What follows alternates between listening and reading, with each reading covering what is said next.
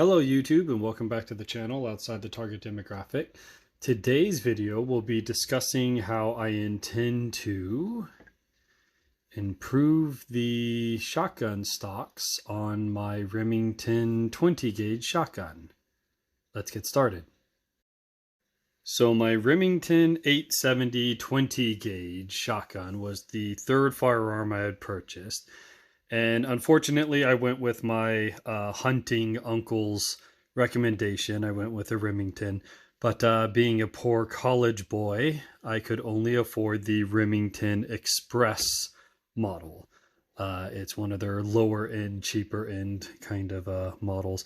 And I've noticed that compared to other Remington 870s that I see online or I see for sale that have some vintage to them, some prior owners, that this one just doesn't really stand up as far as the quality of the wood and the sheen on the metal in the barrel and all. And it turns out, as a Remington Express model, that the wood is essentially a number of layers of compressed wood, particle press board as far as I'm concerned, and they have been pressed together and glued together.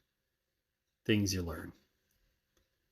So while this was affordable, and of course this in no way hinders the functionality of the firearm, I've never really cared for it. So what we're going to be attempting to do is, you can see I've already taped off some of the metal bits. Luckily, they're not really visible from the outside anyways, but the intention will be to apply some of the polymerized linseed oil that I originally started or rolled into the hatchet project on one of my prior videos. Hey, wouldn't you know, polishes protects sports equipment. That is the cuckoo clock. Everyone should have one. So the intention will be to go ahead and recoat these guys. What linseed oil will do, as far as I understand, is it goes on in a liquid form, and over the next week or so, it will cure into a polymerized, that's the grandfather clock, everyone should know, a polymerized surface. So think of it as a seasoning of a cast iron skillet. You don't want the raw iron sitting out and exposed to the elements, exposed to the moisture in the air, because it's going to rust.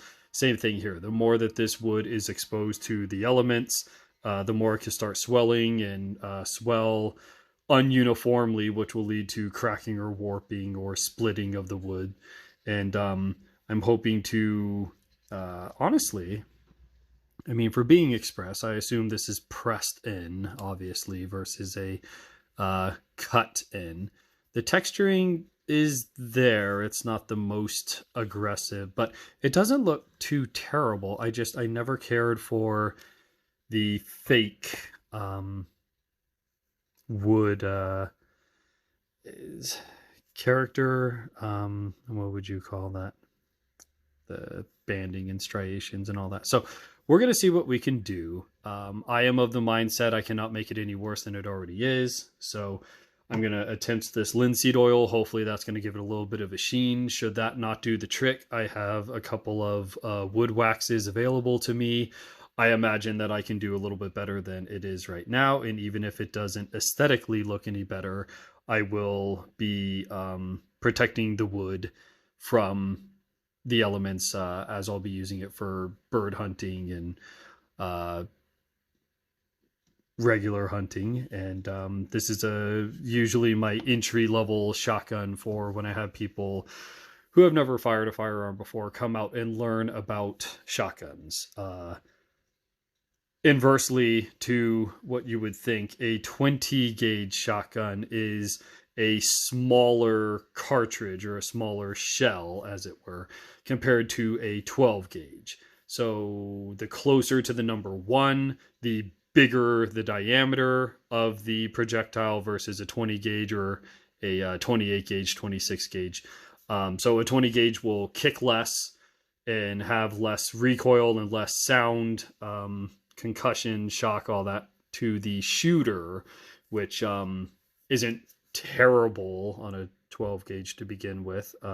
It can screw you into the ground if you're not behind it correctly, but the 20 gauge is the equivalent of starting out with maybe a 22 long rifle before moving on to a more stouter cartridge.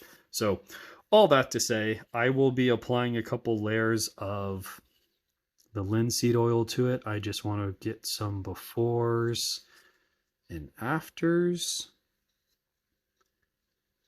so I can objectively qualify if I have done better or worse. Now I will do, let me see if I can't roll this one in. This is the end of the stock that will connect to the tang, to the rear of the shotgun.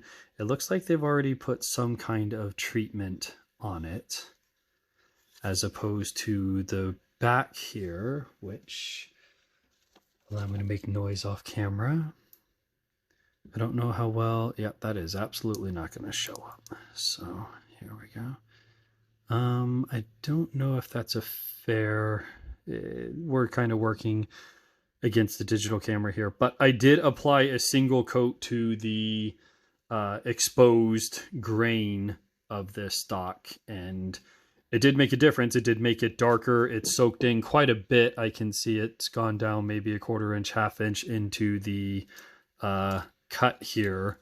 This is where a rather long bolt will go in and screw this into the firearm frame itself. But I was able to see that a little less than an inch, depending on which part of that circle we're looking at. But the linseed oil did soak into these layers. It did permeate. It did change the color. And more importantly, it's already providing some water repellent or waterproofness on those exposed fibers. So at very least, I will be hermetically sealing this wood and making it survive longer. And hopefully I'll be able to improve its aesthetics as well.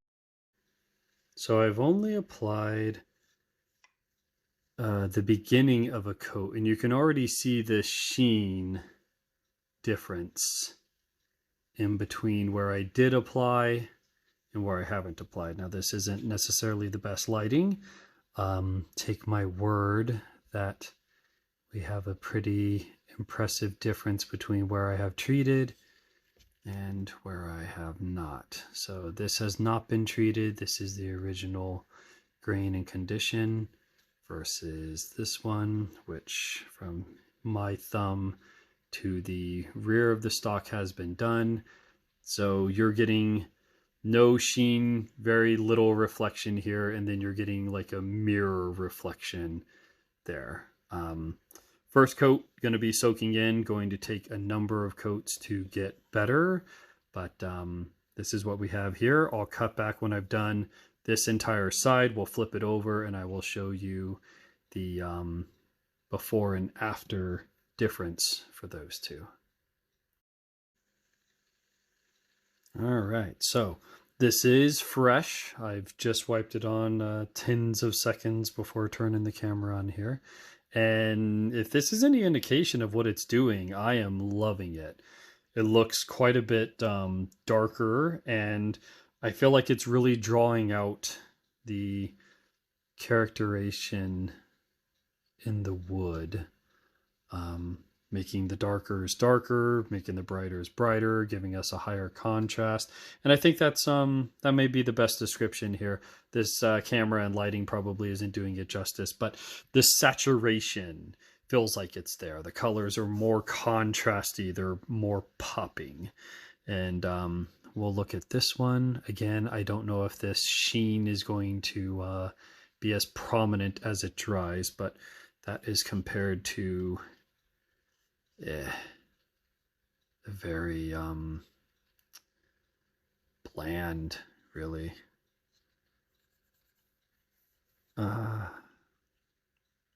Colorations and whatnot on this side versus this side. And again, I've tried to do only the left side here of it, and you can definitely tell where I have and have not gotten to it. Look here compared to here. So we're going to roll this out, and we've done the entirety of this side. Being an oil versus a lacquer, this is pure speculation on my part. I feel like it is thinner, and it's less likely to negate any checkering you have. It's going to be a very thin viscosity, and it's going to get in between the individual nooks, grooves, and crannies, and fill them in very lightly over several light coats. Look at that sheen. Man, I'm loving that. It looks so much better than this. Imitation hardwood flooring would be an apt description of this. It is totally serviceable and functional, and arguably better than any plastic polymer stock that you would have. I think there is still character there. It won't ever hold a light to the vintage models, 70s, 80s, 90s, that have actually been used and upkept, but I'm really liking the results so far. This takes more time to go to the store to get the linseed oil than it does to apply and see results. Fantastic. So we will be following this through with several coats. We're going to allow them a couple of days to dry in between. And let's see, on the rear here. Again, I've already done, I think we'll call it 2 coats on this. That is the grandfather clock. Everyone should have one. From here back, I just did a new coating on, and I feel like you can tell the difference between the two. Granted, this one's still wet, but this is a concern of mine. On the back here, you'll see there's 2 screw holes. You'll put a shock absorbing pad, which you do need with a shotgun, but moisture and air can easily get in between the rubber pad and the wood here. So if all I did was treat this, seal this up, and prevent this from cracking, I'm doing better than it was before. And so far, like I said, I'm really liking this linseed oil. Very easy to apply. You have everything you need under your kitchen sink. I wiped the entire wood stock set down with the sponge that I use for doing dishes. Just use some dishwasher soap, wiped it down, let it sit for 30-40 seconds. Any grease and oil from cleaning, lubricating, oil from my hands, gloves, what have you, try to let that break down, wipe that off, make sure that we're working with a clean, clear surface before I start seal coating stuff in. And it is well worth the time watching your favorite television show, just polishing your wood. So we have our shotgun stocks. This is after 1 day of curing with a single coat, and it's looking substantially better, I feel. So we're just gonna roll through a little bit. It's making the darker impurities of the wood, the character, as I continue calling it, of the wood, much better. You can see we've got some shimmery, shiny, reflective here, and less so here. And I don't know how well it's going to show up in the video, but it still looks dry compared to this portion, which feels a little oilier and looks a little shinier, has a little bit more sheen to it. So basically, from what I've researched, that is the proof that the wood has absorbed enough of the oil that it's going to need more of it. Whereas this one is probably permeated as much as it can, and the oil has no place to go, so it will remain up on the top surface, which again is an indication that we will need at least another coat or 2 on this back portion compared to the front. Now, why might that be? Is it the quality of the particle press board wood? Possibly. This is also the front grip of the shotgun. It is a slide action or a pump action. So every time you fire, you have to manually rack the action by maneuvering the handguard rearward and forward again. Where do you think you've usually been grabbing that handguard? All the way out here or closest to you, where you've got a nice indent for the thumb. So, of course, this is the side that's going to have the most wear and tear and abuse, contact with your skin, abrasion, anything on your gloves or your hands. So this would probably be the part that needs the most care, and it turns out to be the case. Another thing I'm noticing too, and I don't know how well it's going to show, is we have more oil following the striations in the wood. So you can see right here pretty well, right about here, we got a super shiny spot compared to the rest of the wood around it. So the, that is a cuckoo clock. Everyone should have one. The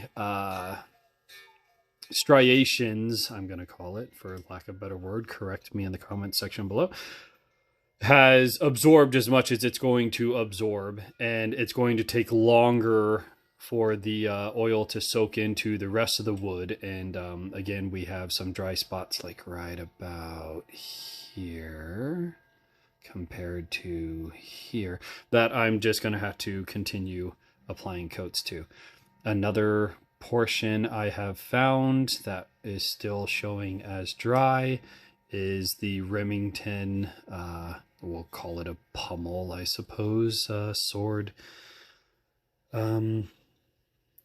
Nomenclature on that one, but this guy is kind of a rough cut. It seems to be more exposed grain compared to just the edge here and on the side of it. So this is going to require a few more coats.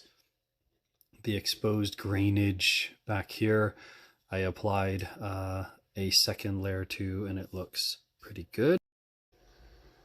So I have about 3 coats on the shotgun stock here, and I think I'm about done.